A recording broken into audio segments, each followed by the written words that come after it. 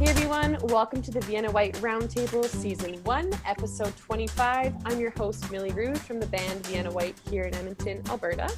This roundtable is a YEG music production. Thank you all for being a part of the show today. I wanted to start off with Joseph. Can you introduce yourself to the audience? I am Joseph Royal. I'm a musician. I make hip-hop, pop music, actually, and Afrobeat music. But when I'm not making music, I do YouTube, and I'm an actor as well. Really cool. Yeah. And Greg, can you introduce yourself? Yeah, so my name is Greg Ryder. I'm originally I live in Hamilton, Ontario, and that's my hometown. And just been doing music for the last 3 years, and I just got off the road from a 3-month high school tour. Fantastic. And Mace, to finish it off, can you introduce yourself? Yes, my name is Millie. I'm from Memphis, Tennessee. I am a rapper / singer sometimes. And I do hip hop, R&B, and pop music. And I've been doing music for about 10 plus years now. Fantastic. Well, thank you everyone for sharing. Thanks for sharing about your musical journeys a little bit. I want to chat a little bit more about you guys individually as artists. And in about 2 minutes or less, can you tell us kind of how you got to where you are today in music? Mace, do you want to start this one off and kind of tell us how you got from point A of starting to music to where you are now? Sure. Well, my love for music started when I was really, really young. One of my favorite artists when I was about 4 years old was Whitney Houston. I used to sing her music all the time. And then once I got to, I want to say middle school, that's when I started writing my own music, forming, little girl groups and stuff like that. Then afterwards, once I got to high school, that's when I started meeting up with different people performing at different teen clubs and actually going to the studio for the first time. Oh, awesome. So after I graduated, I moved to Birmingham, Alabama. I met some producers and people there. I used to go by Miss Niecy. But after meeting a publicist, he was kind of telling me, well, I think you should change your name because that sounds like, it makes you sound like a little girl. So I had to come up with a different name. So I came up with Italy Maciano. Italy is actually an acronym for I devote all lyrics to you. So I thought that it was pretty fitting. And Maciano is just something really cool that I like. So I go by Mace sometimes. A lot of my friends call me Mace. I performed in Memphis, Tennessee. I go back and forth to Baton Rouge, Louisiana sometimes and perform.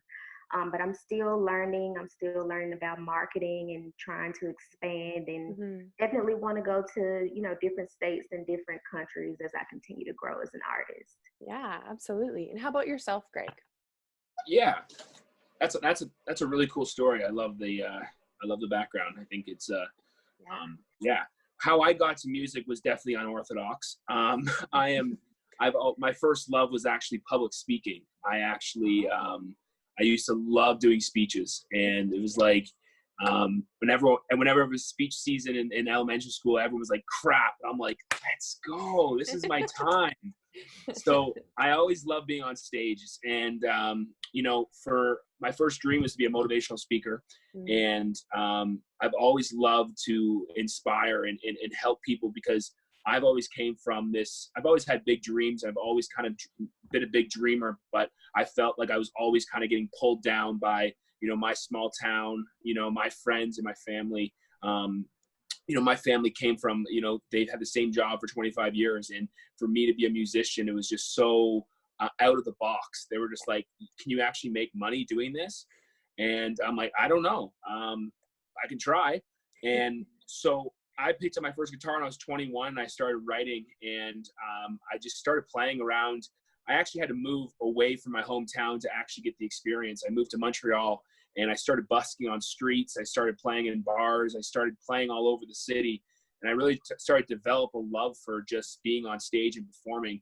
And that's when I really knew that this is what I wanted to do. I just didn't know how it was going to work out, but I just always kind of had an entrepreneurial mind and a marketing mind. And I said, you know what, if I can build a personal brand around this, I believe that I could do all the things that I'm wanting to do speaking, you know, do the YouTube. I also run a marketing agency, and it's just kind of just all, I want to be a well-rounded personal brand, and music is one vehicle to get there for me. That's very interesting. Thank you for Amazing. sharing. Yeah. And Joseph, how about your musical journey? What has it been like so far? I started doing music out of being an actor, and how that worked was I started acting when I was in high school, and I did it for a while. Like, even so much so that like I was like emancipated from high schools, which was really cool when I was 16, because my parents, it's like got to a point where they're like, I hate the fact that you keep getting called. I keep getting called from the office saying that you're not in class, but you're auditioning for stuff. So I just like told my dad, I'm like, there's a paper they said that you can sign. This, you don't have to get called anymore. He's like, oh, okay, boom. I'm like, not knowing that he just basically gave me my own rights to sign myself out in school. so that's what happened. So I did that for a long time, and then I started shooting my own shorts. So I started writing and started writing scripts, and then I would produce them. And then at first it was all 360. At first it was like directing, producing them, and then writing it, and then being in it. And then I got to a point where like I found like a friend who was a director, and she started directing it, and then I just had to produce it and write it. And then one of the times I was doing my soundscape, which is like the birds flying and the beats behind all the stuff. One of my friends that I met on set named Miguel Angela, shout out to Miguel. I think he changed his name now musically, but I go to his house to like help me produce the soundscape, and I'm like, you put the pianos in this way and then do this, and he's like, bro, why don't you do music? And I'm like, I'm a thespian. I don't do music. I only do acting. Because when I was younger, I was this guy, right? Like everything. I want to do everything. So I just like focused. And I'm like, this is all I do. But bring it back. Well, I even remember when I was younger, I played the piano for 7 years. I played from like age 5 to like 12 or something like that. So like I knew like the chord progressions and stuff like that. So back to the like past present, I was like, okay, do the soundscape for me. And he's like, bro, how about you do music? How about you jump on one of my songs and stuff like that? And then like, we'll see let's see how it goes. And I said, okay, once we're done this movie, I'll do it. So then I did, but one of the things I always wanted to do was not just do hip hop, because I found hip hop easy to me, because when I was an actor and I was doing my stuff in high school, my friends were musicians. I used to go to the studio with them, and then I used to write some of the hooks for them. So then one thing that I always say was a blessing, I was walking one day and I went to the grocery store and I saw Rolling Stone's 100 greatest artists of all time. And I'm like, boom, I read it, and I remember 68 out of the artists, I listened to their greatest hits, around 30 to 40 songs. So that was like thousands and thousands of songs. So I got this like mental memory of all the stuff from like Buddy Holly to like Black Sabbath to like, you know, things that are so outside of hip hop to like, you know, Tom Petty to like a whole entire dictionary of music. So when I came back to start making music, I had this like, oh, like let's throw a guitar solo here in E minor, and then and they're like, what the hell are you doing this in hip hop, right? So then, back to the present now. It's actually funny because it's like a full circle, because now I'm back to doing stuff online when it comes to like YouTube and stuff like I was saying, and going back to entertaining. But the greatest thing is that I still have this music vocabulary where I write songs for other people. I release, I'll say, at least one song every 2 to 3 months, and then the music video side of it, it's like easy peasy for me, because you've experienced. I went from writing like 15 to 20 page script where I had to be like, Michelle walks into the room and she sees guys to the left of her, and he's sitting there having a full meal, and he looks at her and says, and this guy says his line, right there, saying he, she, what, where, and why. I love you, he loved you, they left you, right? It's so much easier. So That's So yeah, amazing. so that's my story, and then that's Very what cool. that's what I do now. I really love all your journeys. Like they're so different, but they're also inspiring. So thank you guys so much for sharing. Shout out to Hamilton though. Yeah. Shout out to Hamilton. I'm in Stony Creek right now, so I know exactly. Oh, Okay. that's awesome. So we're going to jump into our topic of the day, which is how the internet has affected the industry. So I think today, to this day, and especially during the time we're facing, this is something where the internet has become even more of a huge involvement into our life. And I think definitely over the past few years, we all have noticed a significant change in our emotional responses to the internet, whether that be through music or just in personal life. So my first question that I wanted to open up to each of you individually, and again, feel free to share whatever you wish. In what ways have you noticed the internet change or affect specifically your own musical career? Now, I'm curious to know whoever wants to start it off. Maybe Greg, if you have any experiences you kind of want to share about this. For sure. I think it's a great topic because I think it's absolutely massive nowadays. Yeah. I really feel that, you know, internet has changed where you need to do music. I think that's the biggest thing. I think, you know, back in the day, it was like, if you're a country artist, you need to be in Nashville. You need to be grinding. You need to be writing every single day. You need to be down there. And I did that for 2 years. I moved down there and I was living down there and, you know, writing every single day. And, you know, it was hard as a Canadian living down there because I couldn't just walk into a bar and get a side job. Like I had to absolutely just live down there as a musician. And, which is very tough mentally on me. So I feel now that I'm back in Canada, it's really made me concentrate more on just the online marketing in the sense of like, it's just getting your music out there. And it shows that, you know, there's people getting famous. There's people getting massive amount of streams from their mom's basement in these random little small towns, because if the music is good enough and it relates to an audience, then it's going to get picked up. So I just feel like it's opened up the world in a sense, and it's gave everyone a level playing field, and it's saying it's whose art is going to stand out. But I really feel, you know, the idea of being lost in the art is that if you're concentrated too much on the music and you forget that it's a business, it's how you get left behind in this industry. Absolutely. Now, Joseph, you mentioned you do quite a bit of filming. And I imagine you have a lot of content that you get to kind of release to your social media outlets. What kind of ways have you noticed your musical career has changed with this whole technology wave? I'll give two examples from like two different ends of, let's say, 2009 versus 2020. So in 2009 or 2010, or no, let's say 2009 to 2011, when I was just first starting out, and I was trying to get a record deal, and I remember being like, "This is so interesting." Where like, what do you mean I have a social media presence, right? And if you remember 2009, that's when So Far Gone dropped with Drake, and it was like, what? He pushed a mixtape on the internet, and it was just like he didn't even sell it.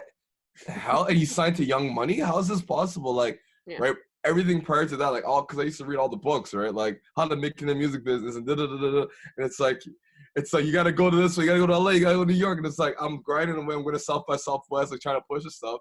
So let's say 2012, then like 2011, then I'm like, The Weeknd, the frick, he dropped the album on Drake's blog, and it blew up. Like what? And now he's getting signed by, like, he's not even getting signed. He's doing a distribution deal with Universal. He doesn't have to work. Like he owns his own record label. What the hell? So it's like it took me so long, my brain, to comprehend. Yeah. The fact that like we in a different world now, but it's because my brain was like, stay safe and listen to people who know what they're talking about. So people who knew what they're talking about was telling you, nah, this ain't how it's done. They're saying you still need to go do this. Yeah. You still need to go get a record deal.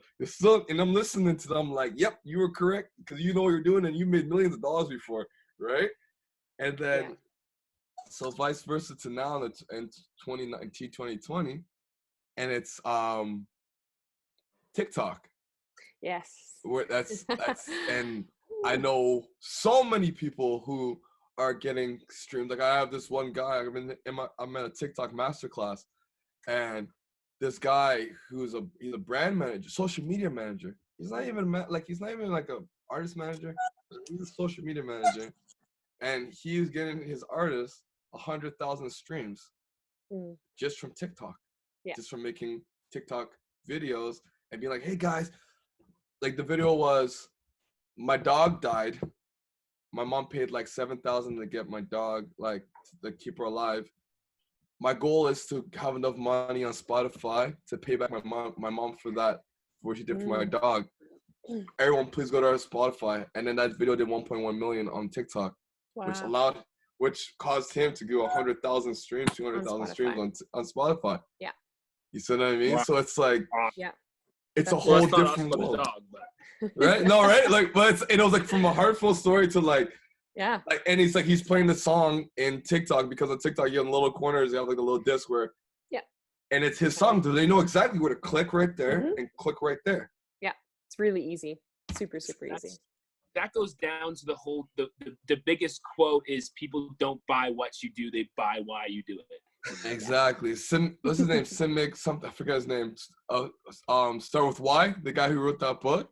Simon Sinek. Yeah. Yeah, Simon Sinek. It's the same thing. It's like back to branding. And if we look at right now, like we just talked about Megan Thee Stallion and stuff like that. It's like the presence of a Cardi B, the presence of a Megan, and how she is on brand.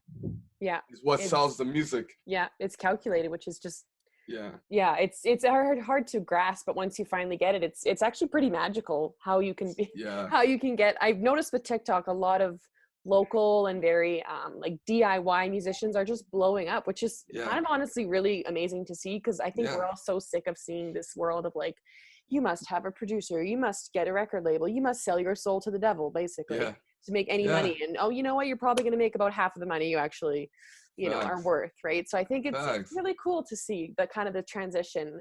Mace, what's been your experience with social media and in your music career? My experience, my career is completely at my own hands. And I think that's what's really cool about being able to use the internet as an artist, instead of, like how it used to be when you had to sign a record deal, when you had to have management. It's a lot of work. But that's when you get to see who really wants it and who doesn't, and who's really, willing to put in the work. So one of the things that I'm really trying to focus on now is learning how to promote, learning how to brand myself, learning who my music is for and who my brand is for. And that's really hard. And sometimes, I get really stressed about it. I get really, really stressed about it. But then I come back to it and I'm like, hey, this is what you've wanted to do your entire life. So I can research anything right now. If I want to learn how to promote a single, I can look it up. If I want to learn how to sell merchandise, I can look that up. If I want to learn how to make my own merchandise, I can look that up. So I think it's really cool that everything is at my disposal. Like, I get to meet many people that I probably wouldn't be able to meet if I didn't have the internet. I get to meet different mentors. It's just been a really cool experience. I'm in a master class right now for marketing. And if I didn't have this master class, you probably would have never DM'd me if I wasn't in this master class. So it's just really cool who you get to meet and what you get to learn, and the experience is beautiful. But there's also a downside. But I like to look at the positives of it. Yeah, and that actually ties in perfectly to my next question, which is awesome that you brought it up. I wanted to know what maybe are some negative effects that you guys have experienced from the social media wave to specifically your musical journey. I know there's negative effects personally with social media, but I want to know musically if you've had any negative experiences with social media. Oh, no, my computer was really lagging there. Here, just give me a sec. I'll try something. Okay, so my question was, sorry. Oh, I heard you fine. Don't worry. Oh, okay. We heard the question. I just wasn't sure if someone wanted to start. Okay. Sorry. Joseph, maybe do you want to start off with maybe any negative experiences you've had? I could say personally what I've been I guess what I've been dealing with this quarantine is like when it comes to social media, because we're now like the phone's right in your face all day, right? Like the phone's right in your face all day, right? I just hear myself, but it's okay. Yeah, that's really weird. I don't know why it's doing that. But one of the things is a lot of for me, it's like comparing myself to others in a sense, like, oh, where their journey is, and not realizing that it's like your own personal journey, and the only way you can become better is with self and your own self growing. But because we're at home now, I can literally go like this all day, and then you're like, oh my god, should I put a song? Oh my god, oh, am I going to right track? Oh, what am I doing? Am I wasting my life? Midlife crisis every 10 minutes. And then you don't have like this. For me personally, I don't have this. You have to wake up at this time. Right Now. I never really had that before, but for sure now I don't really have that, because like there's no one going to be calling me, because I'm like, what are you talking about? Everybody's in quarantine. Like, call me at 2. But I don't have like this.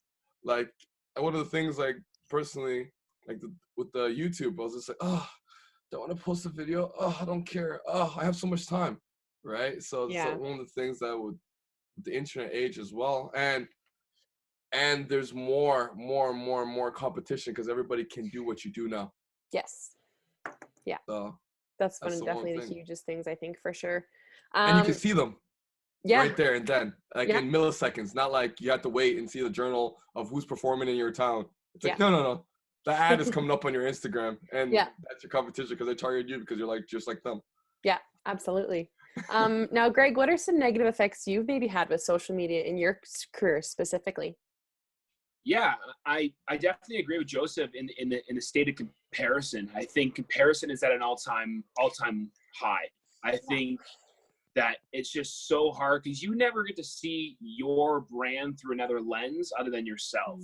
So I feel like you can always just be so productive, feel like you're busy, but you just feel like you're not doing enough. And then you look at your friend's account, that's like, you know that you're at the same place, but he just looks like he's so far ahead. And I just think absolutely numbers have absolutely just allowed everyone to be able to fluctuate and inflate, their credibility. I really think that some of the people that have the millions of streams are not the best performers. They're not the best people live. But since they just have the internet and they have, the right little things working for them, they're shooting up. But you go to a live show of them, they can't hold an audience. Yeah. So I really feel like it's just right now, it's just the internet in a sense is not allowing the best artists to win. I think a lot of people are just, it's very hard to find the real talent and uncover the real talent, because it's just so easy to fix your voice, put a little auto tune on it, buy some Spotify followers and that kind of stuff, and pretend you're a credible musician. Absolutely. Even I think on YouTube too, like the people that do the best are the people that have literally the best recording quality. Like if you have a crappy camera, people will not watch your video. It doesn't matter how good your video is. It's about your equipment, right? So I think a lot of these, and your thumbnail, exactly. So I think a lot of these like younger generations, and they're blowing up because they have the right resources, which is awesome to see. But again, like you said, Greg, it really does show the kind of effect of that, right? So now, Mace, I wanted to kind of hear your perspective on how maybe social media has maybe affected yours kind of negatively.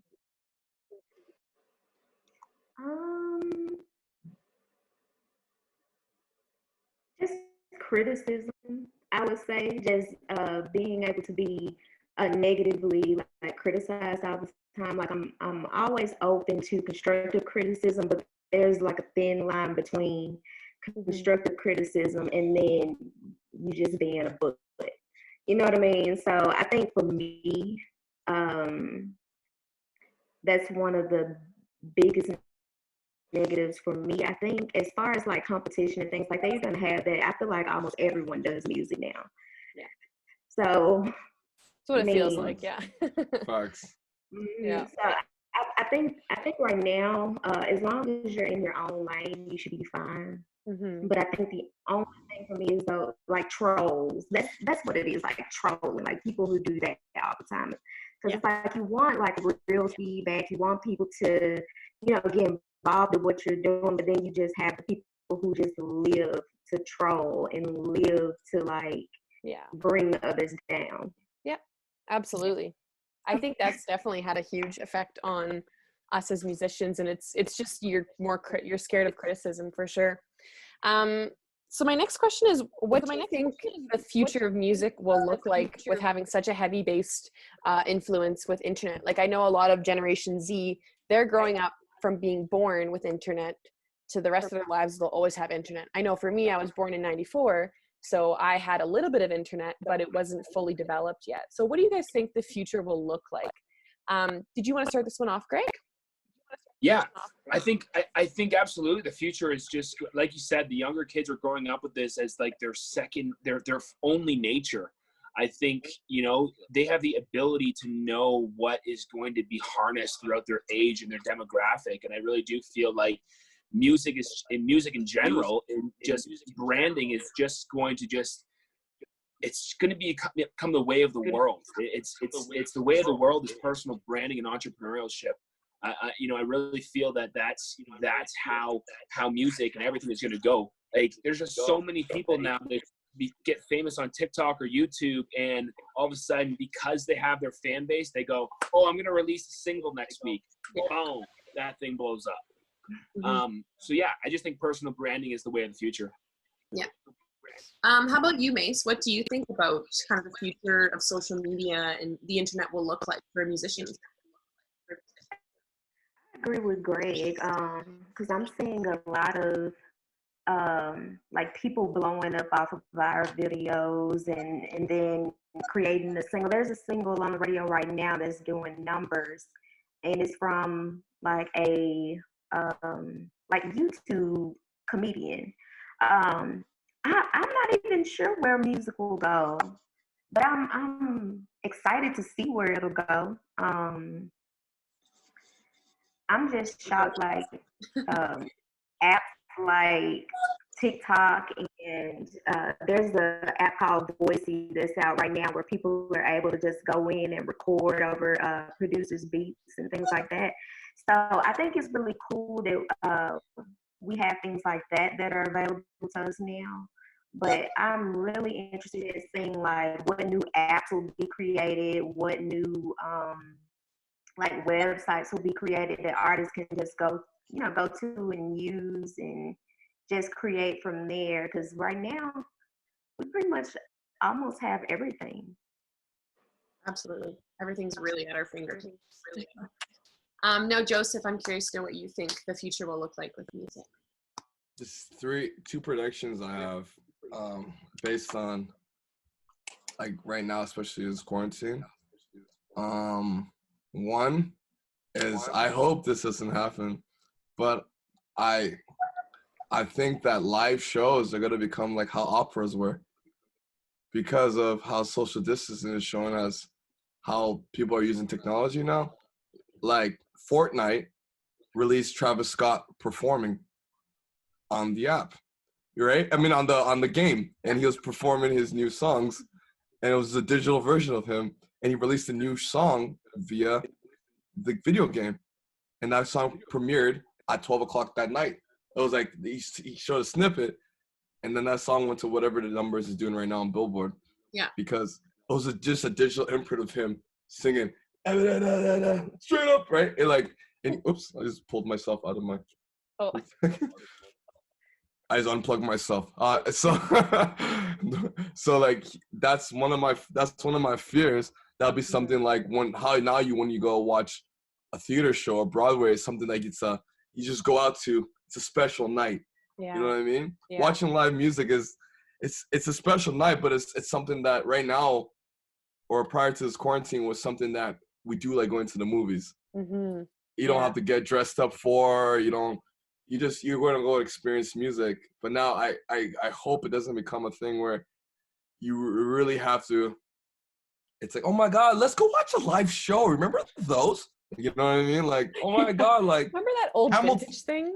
Yeah, Hamilton's in town. We should get tickets before it's like, you know what I mean? It's something that it's like, it's not a thing that it's a scarcity model thing more than it is something that you can just, anybody can go to, oh, Jay-Z's in town, this person's in town.